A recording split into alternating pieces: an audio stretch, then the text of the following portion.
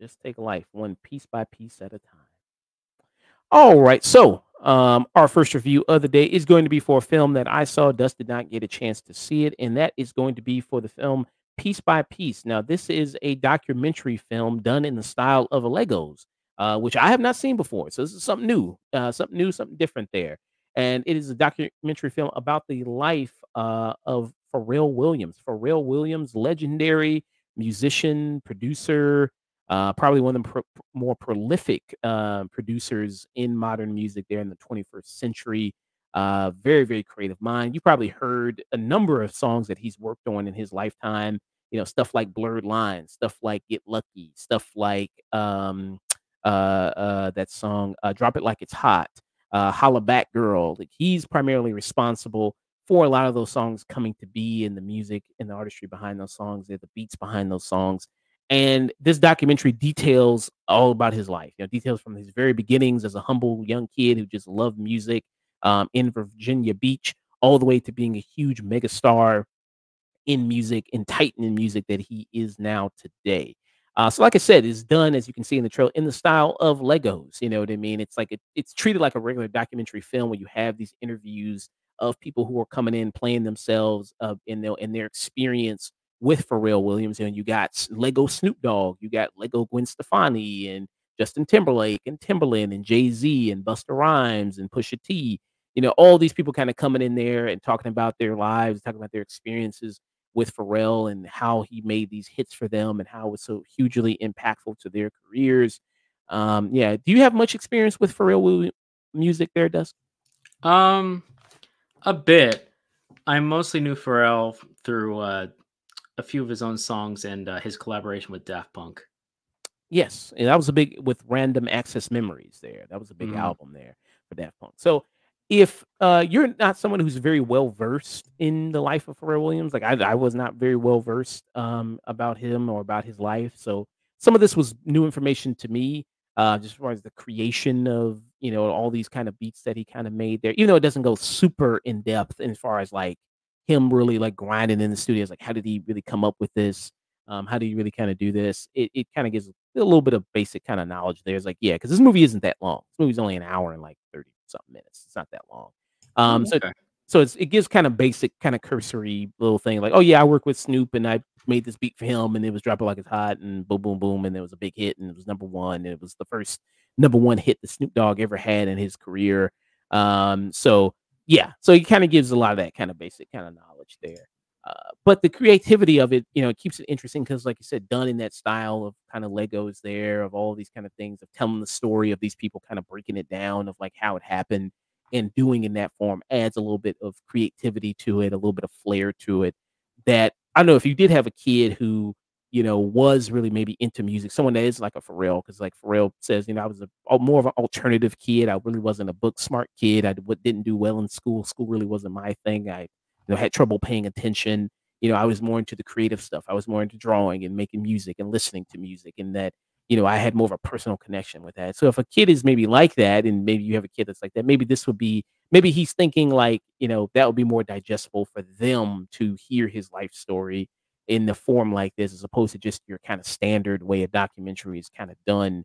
You know what I mean? That you might see there on regularly, or something like on Netflix or any other streaming platform, where it has those interviews and then you see the behind the scenes footage there, or the archival footage of him in the studio.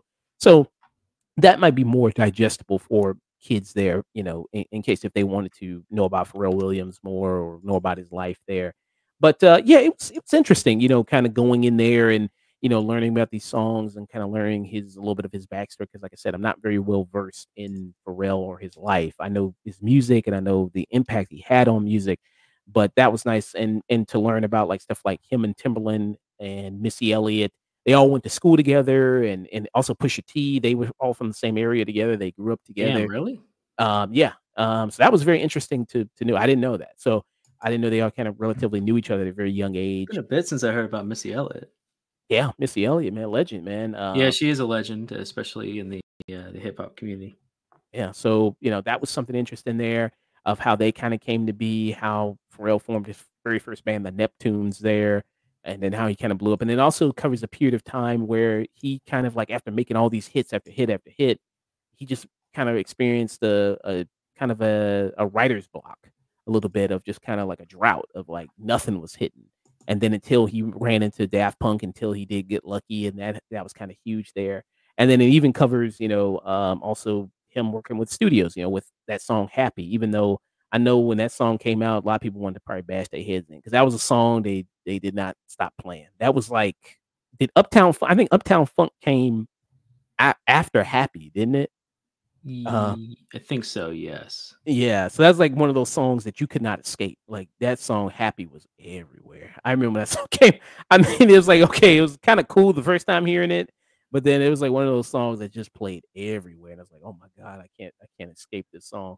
But yeah, I mean they talk about the impact of that song and everything and people because people were doing, trends to it and everything like that. Which was fine. Um but yeah, I mean, it's a nice little movie there that people can go check out. Do I think necessarily people have to see it in theaters?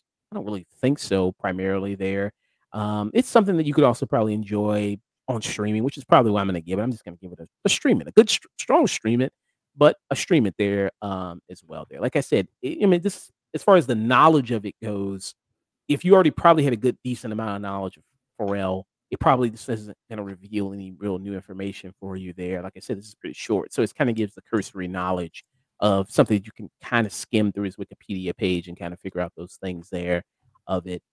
Seeing some of the interviews were good, like I said, with the various people that kinda come in and then they interview, and then hearing their kinda stories and the way it's kinda told and shown there on screen in the Lego format. And we've seen a lot of really great Lego movies, right? We've seen things Mhm. like the Lego Batman and the Lego Movie and everything. People love Legos. Legos are universally loved by a lot of people. So yeah, it might be kind of huge for people to kind of see something. It might be appeal to a lot of people because of that. Maybe not even just kids. Maybe just all types of people. So for me, yeah, I give it a good strong stream it. I mean, it was good hearing the songs, play in the movie. Kind of made me want to go back and look at all the Pharrell Williams catalog again of stuff he worked on, like "All Right" by Kendrick Lamar, um, his early work there. It did make me kind of want to go back and revisit a lot of that stuff. Somebody mentioned he did a song with Diddy that's not in here. Somebody was like, "I bet you that song is not gonna be in here." Damn How right, he's not gonna mention that. Yeah, I wonder, it makes me wonder if they actually did interview him for this because this movie's been they've been working on this for a minute now, so it makes me think that they did interview him and then they cut the shit out. They're like, "Oh shit, gotta Hey, cut." hey, you know what? You gotta make a smart call at one point. Yeah, and that's Got it. not. Oh, go ahead. You gotta make a smart call. Yeah, so I bet say, yeah, that's not coming up in there.